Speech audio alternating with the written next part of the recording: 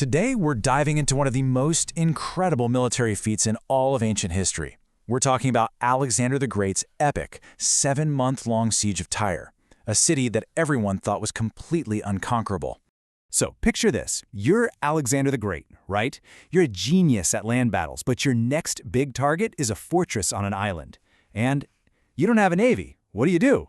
Well, Alexander's solution was one of the most ambitious, some would say crazy engineering projects ever attempted. Okay, so first things first, let's really understand the challenge Alexander was up against. Tyre wasn't just some random port city. No, it had a reputation for being an impenetrable fortress, and for some very good reasons. For starters, its location. Tyre was an island, sitting about half a mile offshore. It was surrounded by these massive stone walls. But its real secret weapon, its ace in the hole, was its incredible navy. The people of Tyre were so sure of themselves, they truly believed no army on earth, especially a land army, could ever get to them. So you might be asking, why even bother? Why not just go around it? Well, Alexander couldn't. He was in the middle of this massive war against the Persian Empire, and he just couldn't risk leaving a powerful enemy naval base right behind him. It would have been a constant threat to his supply lines, his ships, his whole campaign, really. For him, Tyre wasn't optional. It had to be taken. So Alexander doesn't have a navy that can take on Tyre's fleet. What does he do? He comes up with this plan that is just unbelievable. His thinking was basically, if I can't sail my army to the city, then I'll just bring the land to the city. He decided to build what's called a mole, or a causeway. And what is that? It's pretty much exactly what it sounds like. A man-made land bridge. The plan was to literally pile up stones and earth on the seabed to build a road right through the ocean, all the way to Tyre's walls. This was completely unheard of. Nobody had ever even attempted something on this scale. And the construction process was just monumental. Imagine this. His soldiers and engineers are out there driving these enormous wooden piles deep into the seabed just to create a stable foundation. Then they start dumping in rocks and rubble, a lot of which they took from the ruins of old Tyre on the mainland. The goal? To build a road that was 200 feet wide. That's wide enough to move his huge siege engines right up to the city's doorstep. Now, you can bet the people of Tyre weren't just sitting back and watching this happen. Their ships were constantly harassing the workers, firing arrows and rocks from catapults. So, to protect his men, Alexander built these 2 gigantic wooden siege towers right at the end of the mole. He armed them with his own catapults to provide cover and fire back. As the mole got closer and closer, the defenders of Tyre knew they had to do something, and something drastic. They absolutely could not let that land bridge reach their walls. So they cooked up a truly clever and devastating counterattack. They came up with the idea for a fire ship. So here's what they did. They took an old ship, probably one of their biggest, and just stuffed it full of anything that would burn. We're talking dry wood, pitch, sulfur, you name it.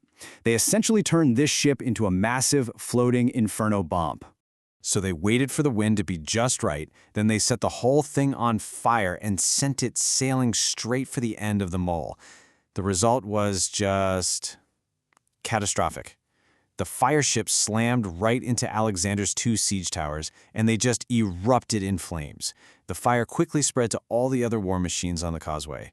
And just like that, in a matter of hours, months and months of brutal, hard work, all gone, wiped out in a single day. You know, for almost any other commander in history, that would have been it. Game over. But this is Alexander the Great we're talking about. He didn't quit. He just changed his entire strategy. He realized he'd been trying to solve a problem on the water with a solution from the land. It was time to fight Tyre on their own terms.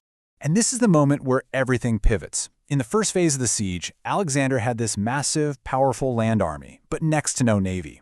After that fire ship attack, he still has his army, of course, but now he pours all of his energy into one thing, assembling a massive new fleet. And he got one. He was a master of diplomacy too, you see. He went to other coastal cities that were rivals of Tyre, and he persuaded them to join his cause. Before long, he had a fleet of over 200 warships at his command. All of a sudden, Alexander the Land General had become Alexander the Admiral. With this powerful new fleet, the tables completely turned. Alexander could now surround the entire island of Tyre. He set up a blockade of their harbors, which meant no supplies could get in and no one could get out. The very people who thought their island made them safe were now trapped on it. The hunters had become the hunted. Okay, so now Alexander has all the pieces. He has his huge army, and now he has a dominant navy. He was finally ready to launch the final phase of the assault. I mean, this timeline really shows you his incredible persistence. Think about it. In month 4, his first mole is completely destroyed in that fire ship attack. A total disaster. But does he give up? No. He spends the next month assembling a fleet. Then he starts building a new mole, this one even wider. But now he has his warships protecting the construction crews. This went on for 7 long months. The pressure was just relentless. And Alexander wasn't done innovating. He came up with another brilliant tactic: shipborne siege engines. He literally mounted his biggest catapults and battering rams onto his largest ships. Now what does this do? It means he could attack the walls from the sea, from any direction. The defenders suddenly had to protect their entire coastline, not just the side facing the mole. It stretched their forces incredibly thin. Eventually, it worked. His floating battering rams finally smashed a breach in the southern wall. And you have to know this about Alexander. He never led from the back. He was right there in the thick of it, personally leading the final assault from a ship equipped with a boarding bridge, as the soldiers poured into the city. The fall of Tyre was incredibly brutal, but the consequences of this siege, well, they went far beyond just the battle. In fact, they left a permanent mark on the world, one that you can still see today. After 7 months of defiance, Alexander was absolutely furious. The price Tyre paid for its resistance was horrifying.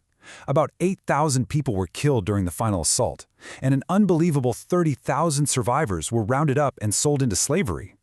He wanted to send a message to the rest of the empire. But believe it or not, that's not the most incredible legacy of the siege.